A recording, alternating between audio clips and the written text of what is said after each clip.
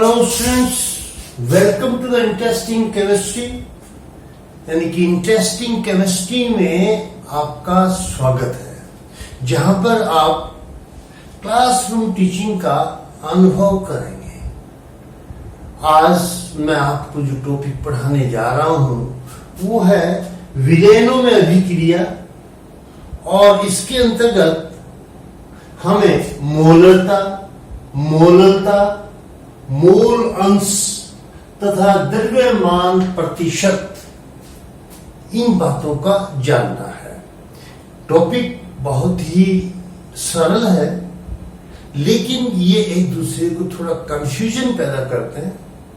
तो आइए इस टॉपिक को पूरा करते हैं। तो सबसे पहले विलयनों में अभिक्रिया। ये विलयनों में अभिक्रिया कौन सी होती है? प्रयोगशाला में आप बहुत सारे एसिड बेस रिएक्शन करते हैं। ट्राइटेशन में अभिक्रिया करते हैं, पोटेशियम डाइक्रोमेट फेरस अमोनियम की ट्राइटेशन, KMnO4 फेरस अमोनियम की, या ऑक्जेलिक एसिड ट्राइटेशन करते हैं। तो ये सभी क्रियाएं विलयनों की अभिक्रियाएं हैं। अब मैं आपसे क्वेश्चन पूछता हूं कि यदि 10 मिलीलीटर NaOH और 10 मिलीलीटर HCl आपकी प्रयोगशाला में घोल पड़ा है कोई, और आपने उन दोनों को मिला दिया। मिला देने के पश्चात क्रिया जब उनकी हो जाएगी तो क्या वो अम्लीय होंगे या क्षारीय होंगे या उदासीन होंगे? ये इस चीज का आपको पता होना चाहिए। क्या आप इसका आंसर दे सकते हैं? मैं तो नहीं दे सकता। मैं तो केवल प्रैक्टिकल में जाकर के, लैब में जाकर के उनको दोनों को मिलाऊंगा और उसके बाद में लिटमस पेपर लूंगा। उसके आधार पर आपको बता सकता हूं कि ये जो मिलाने पर अम्लीय है, क्षारीय है या उदासीन है। और आप भी नहीं बता सकते। इसके पीछे कारण क्या है कि HCl NaOH विलयन में NaOH की मात्रा कितनी है, HCl विलयन में HCl की मात्रा कितनी है, उसके आधार पर ही तो क्रिया होती है।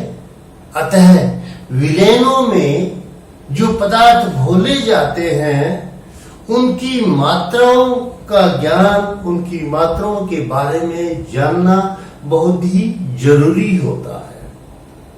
अतः आप जानते हैं कि विलयन में दो चीजें होती हैं जब विलयन बनाते हैं। कि जैसे नमक का विलयन पानी में बनाया तो नमक यहाँ पर विलेय कहलाता है, और पानी अधिकांश यहाँ पर क्या होगा, विलायक कहला जाता है। अर्थात जो पदार्थ पानी में या किसी द्रव में घोला जाता है उस पदार्थ को विलेय कहते हैं, और जिस चीज में, जिस तरल में, जिस द्रव में वो घोला जाता है, तो अधिकांश हम विलयन पानी में बनाते हैं, तो पानी यहाँ पर विलायक होता है। जब विलयन बनाते हैं तो इस विलयन में ये जो विलेय पदार्थ है इसकी मात्रा के आधार पर विलयन आगे क्रिया करेगा। अर्थात यदि हमें इसमें NaOH और HCl की मात्राओं का पता होता तो हम बता सकते थे कि अम्लीय बनेगा, क्षारीय बनेगा अथवा उदासीन बनेगा। इसलिए विलयनों में विलेय की मात्रा को जानना बहुत ही जरूरी है, और इस मात्रा के जानने की प्रक्रिया को सांद्रता कहते हैं। आपने प्रयोगशाला में बहुत कुछ सुना होगा, सांद्र HCl, सांद्र H2SO4, तनु H2SO4, तनु। तो ये सांद्र और तनु क्या होते हैं? बहुत ही साधारण सी बात मैं बताता हूं कि जब कोई तरल विलयन गाढ़ापन लिए होता है वो सांद्र है, जब हम उसमें पानी मिला देते हैं तो वो तनु हो जाता है। जैसे मान लो शहद लिया तो गाढ़ा होता है, सांद्र है, और हम उसमें थोड़ा पानी मिला देंगे तनु हो जाएगा, और थोड़ा पानी मिला देंगे तनु और होता चला जाएगा। जो जो हम पानी उसमें मिलाते चले जाएंगे तनुता बढ़ती चली जाती है। तो इस प्रकार से सांद्र और तनु का तो यही तात्पर्य होता है। अब जानते हैं कि ये सांद्रता क्या होती है। सांद्रता, अब मैंने यहां पर लिखा है, आप ध्यान रखना कि विलेय की मात्रा, विलेय की मात्रा आप ले लो, पदार्थ की मात्रा आपको पता होनी चाहिए और उसका आयतन भी पता होना चाहिए, उसका आयतन भी पता होना चाहिए। अब मान लो मैंने क्या किया, यहां पर फिर अपने पास क्या चीज होगी, थोड़ा दुविधा पैदा होगी। मैंने क्या किया कि एक विलेन बनाया, उसमें 23 ग्राम कोई मैंने मान लो क्या ले लिया कि NaOH लिया, चलो NaOH ले लेता हूं मैं, 23 ग्राम NaOH लिया और 375 मिलीलीटर में घोल लिया। दूसरा विलेन बनाया मैंने, 56 ग्राम बना ले लिया, पदार्थ NaOH लिया और इसको 625 मिलीलीटर में घोल लिया। तो फिर बताओ इनमें से किसकी सांद्रता ज्यादा है, कौन विलेन गाढ़ा है, कौन विलेन पतला, सांद्रता किसकी ज्यादा है, किस विलेन में सब उसकी मात्रा। वैसे देखने में तो यहां पर लगता है, यहां पर लगता है, लेकिन जब हम सांद्रता के आधार पर देखेंगे तो यहां पर हम इनका सांद्रता का कोई पता नहीं लगा सकते। हम तभी पता लगा सकते हैं कि यहां पर 625 मिलीलीटर में 625 मिलीलीटर में पदार्थ घुला है 56 ग्राम, एक में घुला है 625 और 375 में कितना घुलेगा, तो 375 में यहां निकाल लो, तो यहां जो भाग देंगे तो ये 11 आ जाएगा, ये 25 आ जाएगा और 25 यहां पर आ जाता है। तो यहां ये गुणा करेंगे 6 66 55 और 6 71, 11 6 66 55 6 71 बटा कितने हो जाएंगे 25, 25 दूनी 50, 21 25 8 200, तो ये 28 पड़ता है, 28 ग्राम आता है कितने में, 375 में। तो यहाँ कैलकुलेशन करने से ये विलयन जो है वो 28 ग्राम है और कितने में है, 375 में है। ये पता लगा कि हमने आयतन जब बराबर कर लिया तो यहाँ ये 28 ग्राम है, यहाँ पर ये 23 ग्राम है। तो कौन विलयन सांद्र है, ये विलयन तो सांद्र है और ये विलयन क्या है, तनु है। तो इस आधार पर हम क्या करते हैं, अतः सांद्रता को जानने के लिए हमें इस आयतन को निश्चित करना पड़ेगा। आयतन को क्या करना पड़ा, निश्चित करना पड़ा, निश्चित आयतन में विलायक। तो विलायक की मात्रा, इस आयतन को निश्चित करके उसकी मात्रा, अब जैसे मैंने किया 1 लीटर विलयन लिया, यहां पर भी 1 लीटर विलयन लिया, यहां पर मैंने 100 ग्राम लिखा प्रति लीटर, यहाँ 50 ग्राम प्रति लीटर, यहाँ 30 ग्राम प्रति लीटर। अब आप तुरंत कह सकते हैं कि आयतन जब इनका बराबर है तो यहाँ 100 ग्राम, यहाँ 50 है, यहाँ 30 है, तो ये अधिक सांद्र है, ये कम सांद्र है, ये और भी कम सांद्रता है। बाएं से जाएंगे तनुता बढ़ेगी और बाएं से और दाएं से बाएं चलेंगे तो फिर क्या होता है, या यहाँ पर क्या कहता है, तनुता बढ़ती है, सांद्रता घटती है, घटती है। और यदि उल्टा चलेंगे तनुता घटेगी और सांद्रता क्या होगा, बढ़ेगी। तो मैं आशा करता हूं कि इस प्रकार से आपको इन विलयनों की सांद्रता जब पता लगेगी तभी जाकर के आप कह सकते हैं, हम कैलकुलेट कर सकते हैं कि अम्लीय होगा, क्षारीय होगा, उदासीन होगा।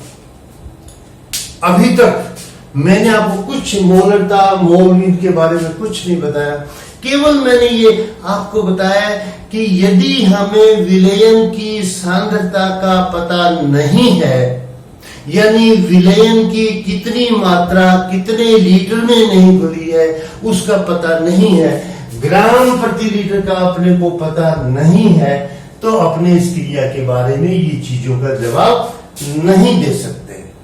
तो अब मैंने आपको बताया कि विलयनों की सांद्रता जानना बहुत ही जरूरी है और इस विलयन की सांद्रता को जानने के लिए हमें अब मोलरता जानना पड़ेगा।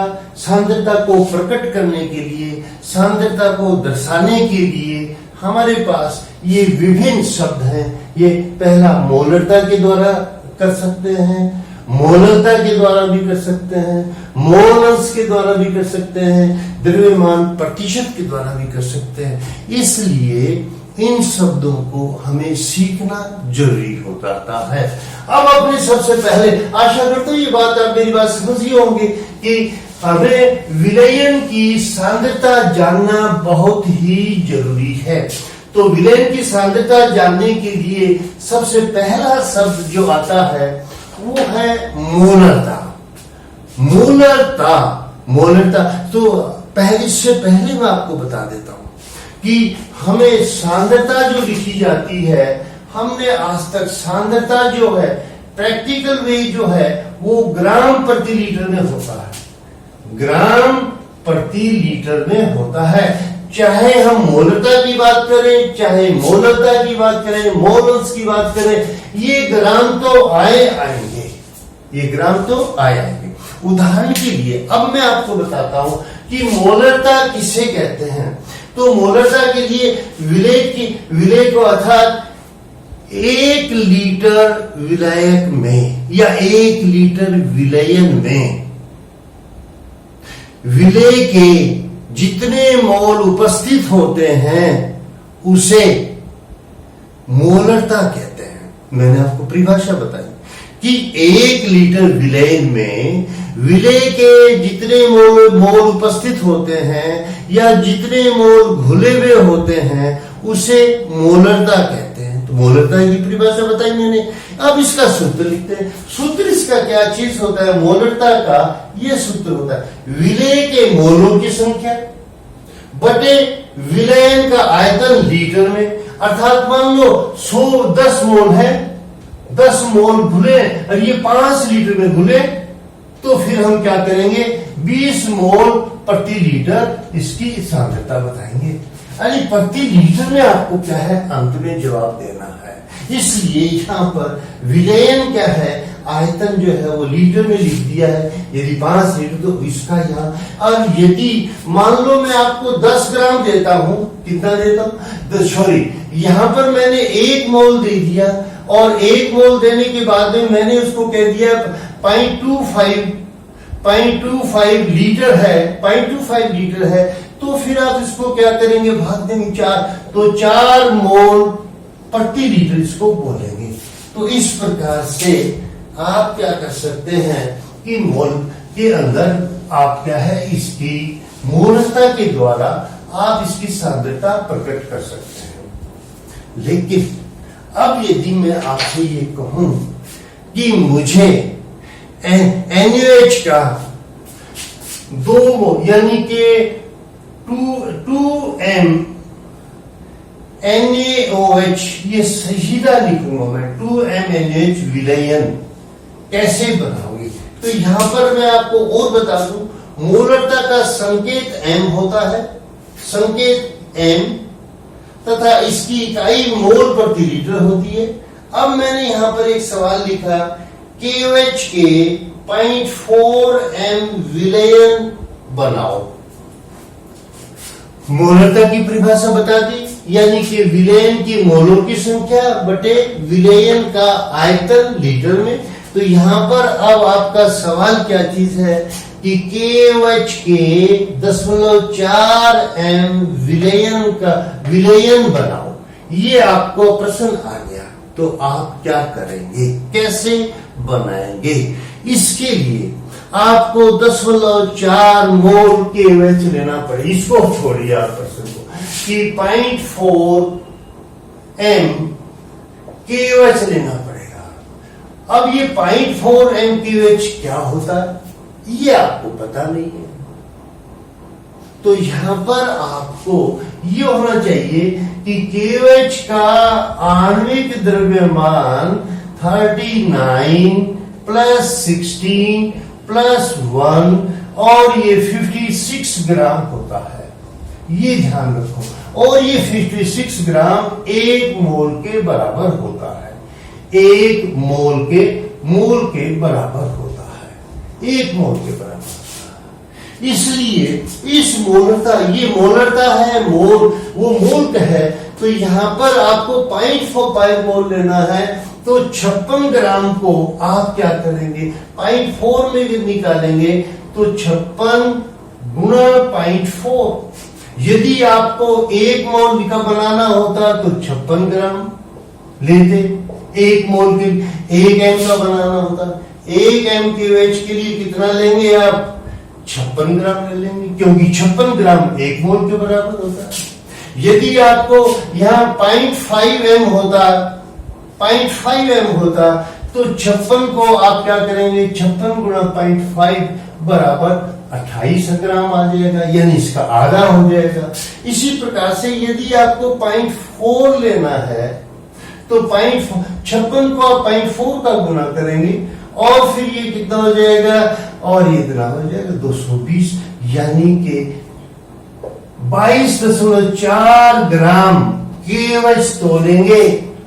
22.4 ग्राम केवच को तोल करके आप 1 लीटर पानी में घोल देंगे, तो वो सॉल्यूशन जो होगा 0.4 एम विलेन हो जाएगा।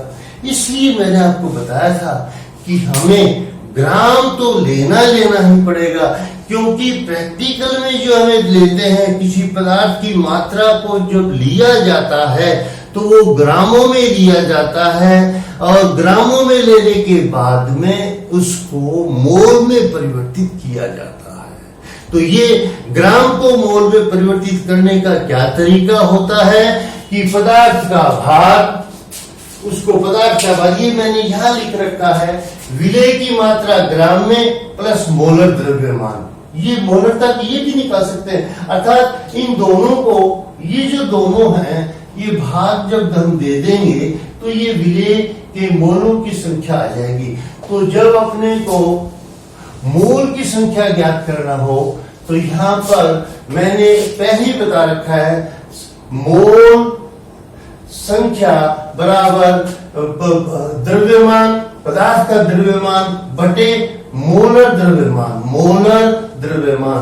जैसे आपको मोल संख्या मैंने 0.4 बनानी है, तो द्रव्यमान आपका कितना हो जाएगा, मान लो W आ जाता है, मोलर मास 56 आ जाता है, तो आपको W बराबर 56 गुणा 0.4, जिसको मैंने 22 और जो भी बताया था, 4 बताया था, जो बताया था, वो आपको इस प्रकार से निकालना है। तो आशा करता हूं आप, यदि आपको क्या है कि किसी भी पदार्थ का कोई भी विलेय बनाना होता है, मोलरता में बनाना होता है, तो आप उसको बना सकते हैं।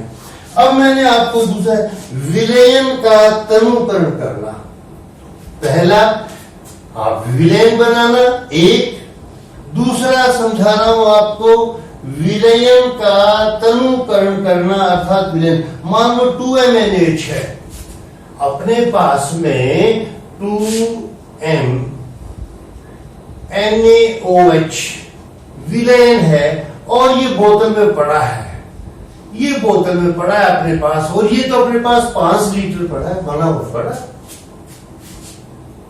और हमें इसमें से क्या है कि 0.2mH है, 0.m का 0.1m NaOH का विलयन चाहिए, 0.1 NaOH का विलयन चाहिए। अब आप कैसे क्या करेंगे, ये इसका क्या कहलाता है, तनुकरण। आप प्रश्न फिर समझे मेरी बात को, ये 5 लीटर की तो बोतल है अपने पास में, इसका मतलब उसमें 2MnH है, 2MnH है, और इससे हमें 1.1 MnH का विलयन लेंगे, तो इसमें से कुछ मात्रा, अपनी कितनी मात्रा निकालें कि जिससे 0.1 MnH का 1 मिले। तो इसके लिए अब अपने यहां क्या करेंगे, यहां पर क्या है, 2MnH का विलयन है, तो यहां 2M NaOH घुला है किसने में, 1000 मिलीलीटर में। ये 2MnH का मतलब क्या चीज है, 1 लीटर में 2 मोल NaOH के घुले हुए हैं। इसलिए एक NaOH में 1000/2, 1000/2, और आपको कितना का चाहिए? 0.1 का चाहिए, तो आप इसको यहां 0.1 कर देंगे। और उसके बाद में आप यहां क्या करेंगे? इसको 10 कर देंगे, हटा देंगे, और ये फिर 2 आ जाएगा। यहां आप 50 क्या लेंगे? मिलीलीटर। ये यहां से 50, ये जो विलेन है इसमें से आप 50 मिलीलीटर, 50 मिलीलीटर लेंगे। मिलीलीटर ये तो आपने ले लिया।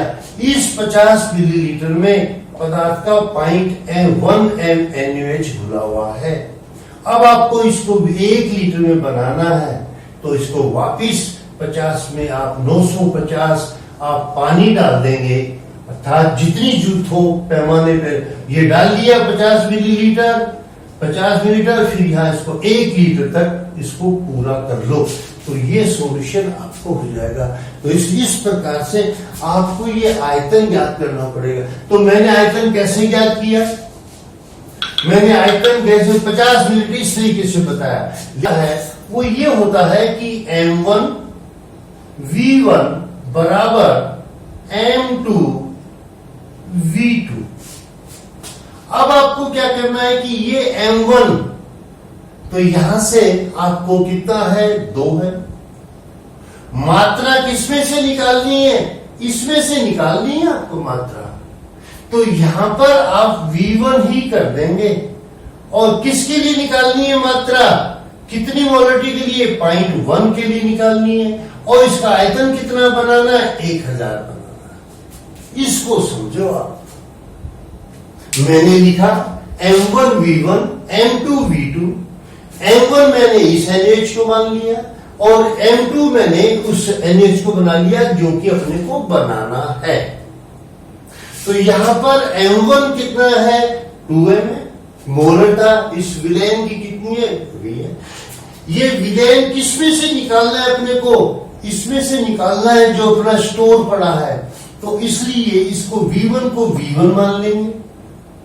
M2 दूसरा जो विलेन बनाना है उसकी मोलरता कितनी है? 0.1, और कितना बनेगा? 1 लीटर। कितना बनेगा? क्योंकि हमेशा विलेन लीटर में ही बनाना पड़ेगा। किसमें बनाना पड़ेगा? लीटर में बनाना पड़ेगा।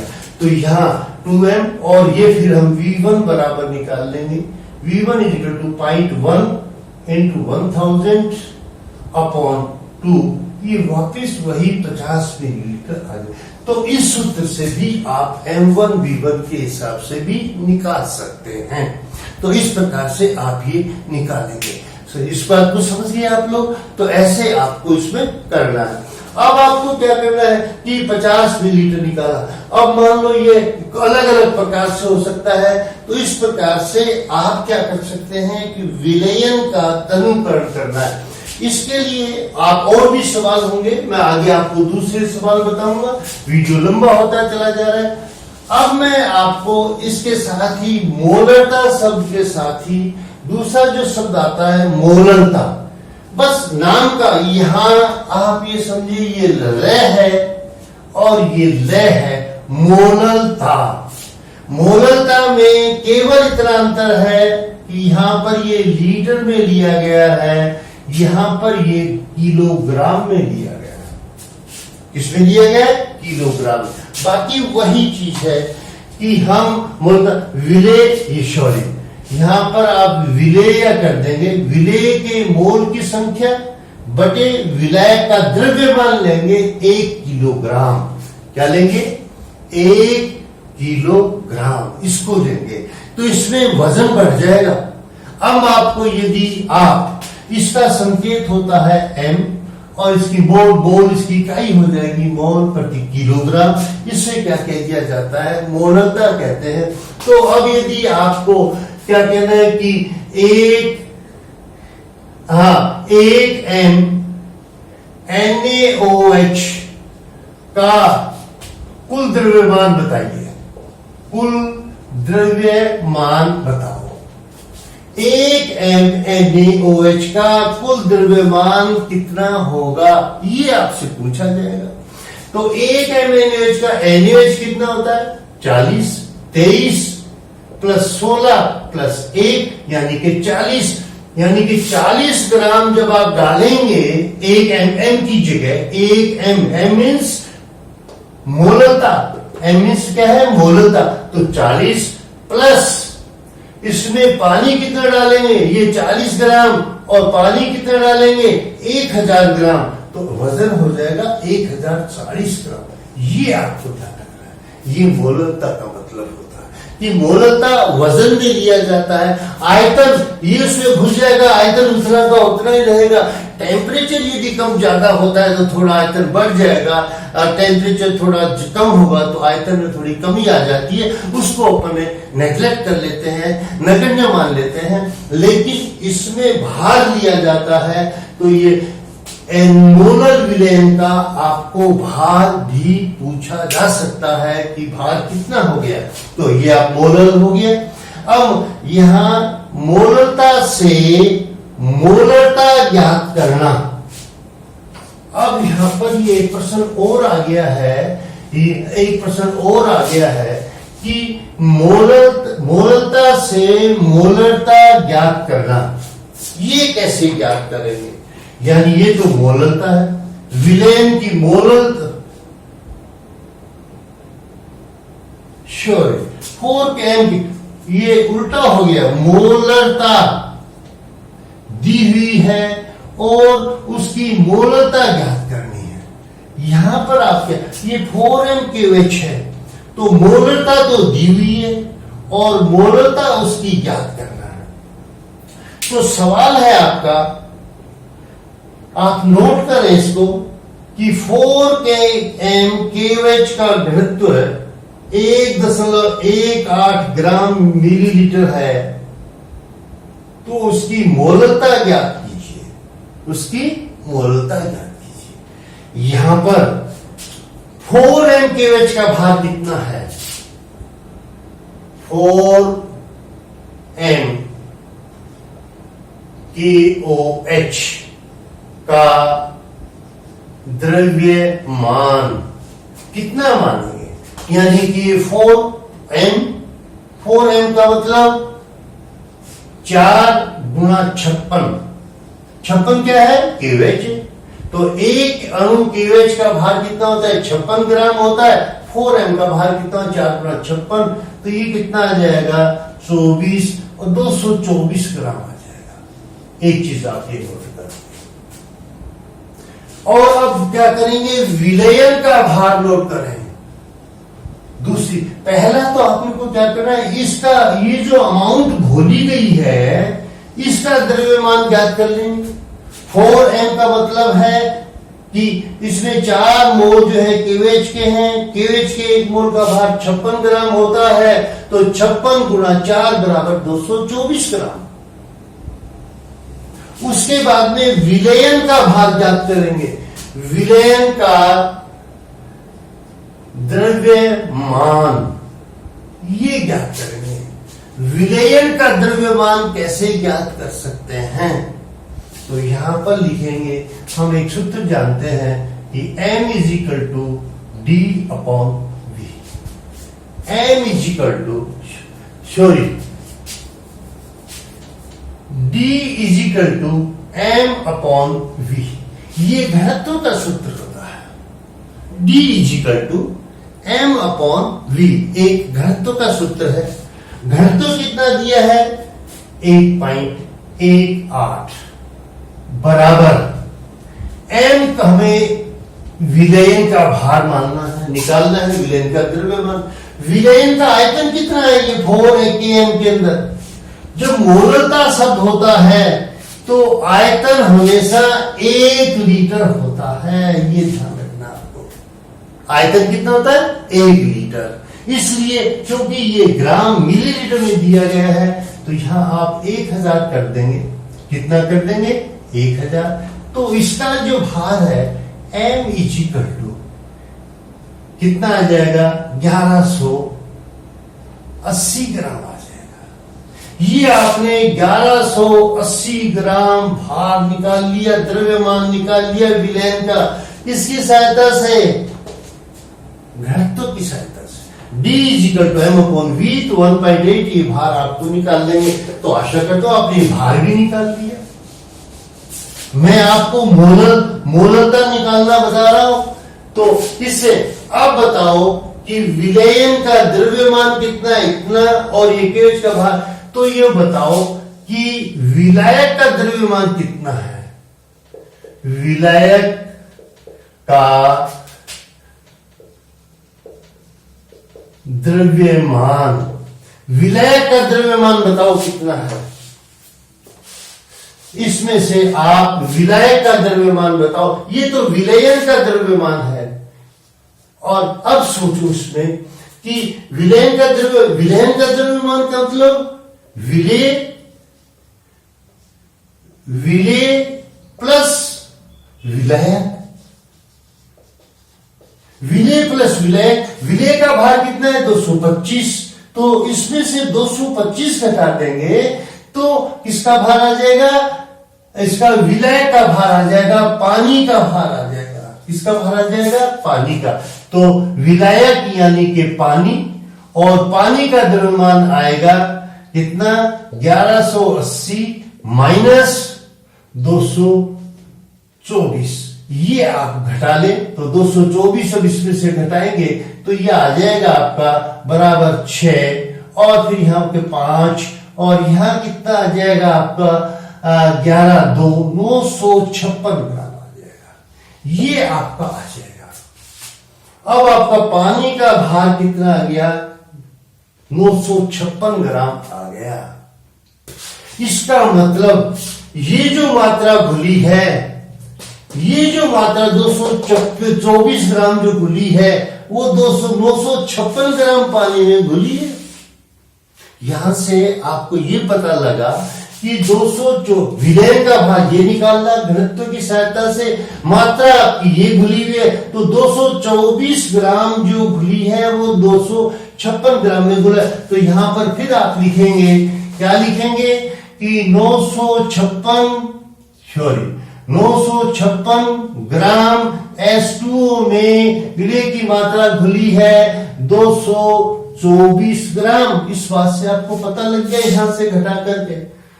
और फिर आपको एक में निकालेंगे 224 बटे 956, और मोलरता क्या होती है? 1000 ग्राम या 1 केजी। मोलरता में तो विलयन की मात्रा कितनी होती है? 1 किलोग्राम होती है। यहां कितनी है? 956 है। तो इसको 1 किलोग्राम में निकालना पड़ेगा, गुणा 1000, गुणा 1000। तो जितनी भी आए 225 या 226 27 आ सकती है, 26 27 आ सकती है, जितनी भी आए उतना आप, जो भी आंसर आए वो आपकी मोलरता कहलाएगी।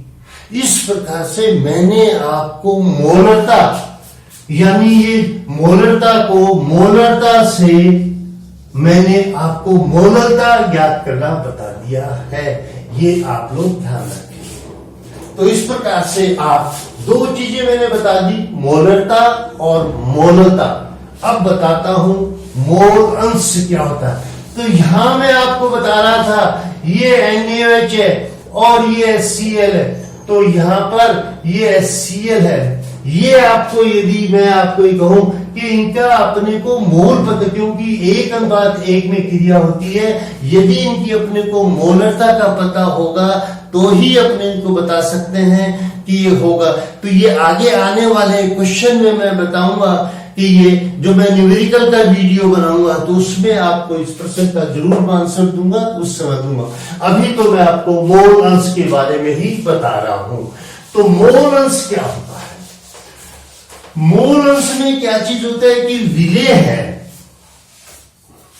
मान लो एक पदार्थ अपने कोई विलेय ले लिया और एक क्या लिया, जैसे ये विलेय ले लिया, ये विलेय, इस विलेय को मैं A मान लेता हूं, इसको मैं क्या मान लेता हूं? B मान लेता हूं। तो A के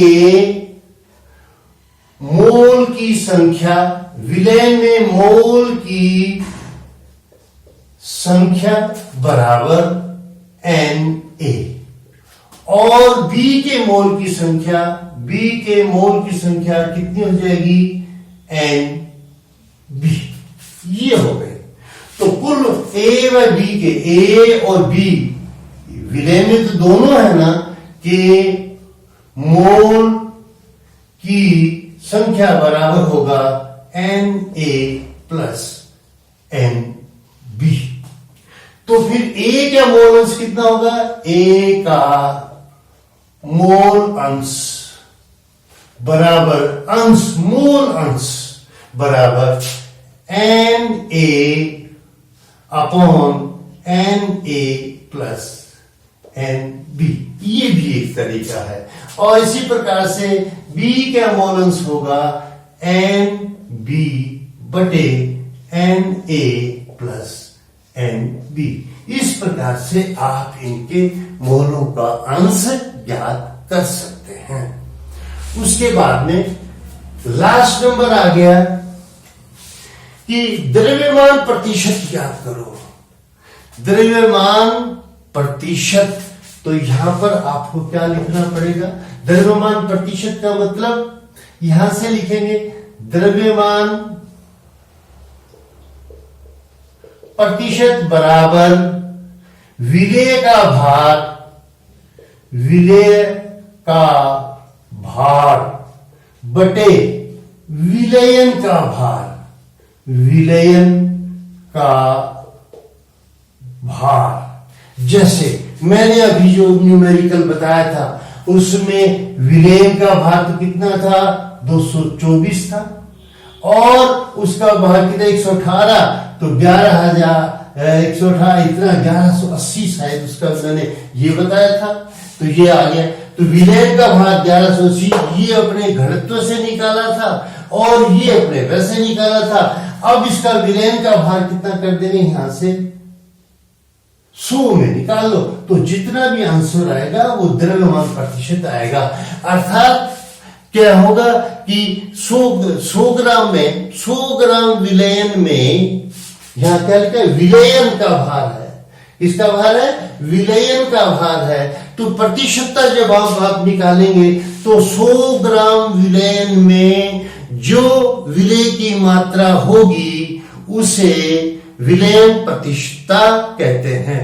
जैसे मान लो आपने एक सवाल देता हूं मैं आपने कि 2 ग्राम NaCl 18 ग्राम H2O में घोल लिया, तो इसकी विलेय की, इसका द्रव्यमान प्रतिशत ज्ञात करो। तो यहां द्रव्यमान कितना है? 2 और विलयन का भार कितना है? विलयन का द्रव्यमान लिख लेता हूं यहां द्रव्यमान। तो विलयन का द्रव्यमान 18 और 2 20। यहां दोनों का जोड़ेंगे, इनको इस भार को जोड़ देंगे तो 2/20 और प्रतिशत में निकालेंगे तो यहां 100 कर देंगे, 500 और ये 10% आपको ये आंसर आ जाएगा। इस प्रकार से आप क्या है द्रव्यमान प्रतिशत ज्ञात कर सकते हैं, मोल अंश ज्ञात सकते हैं। तो आशा करता हूं कि विशेष आपको क्या चीज है कि विलयनों की जो सांद्रता होती है, हमें जब क्रिया करते हैं तो उनकी सांद्रता बतानी पड़ती है और सांद्रता का जो पुराना तरीका है वो ग्राम प्रति लीटर था। ग्राम को अपने मोल में चेंज करेंगे तो मोलरता आ जाएगी, फिर इसको मोलरता, मोल अंश आदि में मूल जो है द्रव्यमान ग्राम प्रति लीटर होती है, उसको हम क्या कर सकते हैं? मोलरता में परिवर्तित कर सकते हैं। मोलरता और मोल अंश और द्रव्यमान अंश में निकाल सकते हैं। आशा करता हूं ये चारों शब्द आपको काफी समय, लंबे समय में मैंने बताया है, समझ में आ गई होगी। मैंने इसका विस्तृत रूप बताया है। छोटी परिभाषा तो मैं बता सकता था, लेकिन ये क्या होते हैं एक बार आशा करता हूं ये वीडियो आपको समझ में आया होगा। आप इसको लाइक करें, शेयर करें, अपने दूसरे साथियों को, कम से कम अपने 5-7 साथियों को बताएं, जिससे वो इन मोलरता क्या चीज होती है इनके बारे में समझे। आने वाला वीडियो जरूर देखना, क्योंकि मैं इन्हीं मोलरता के आधार पर कुछ न्यूमेरिकल जरूर बताऊंगा, और न्यूमेरिकल के आधार पर आप इनको और अधिक समझ सकेंगे। आज के लिए इतना ही। Thank you very much.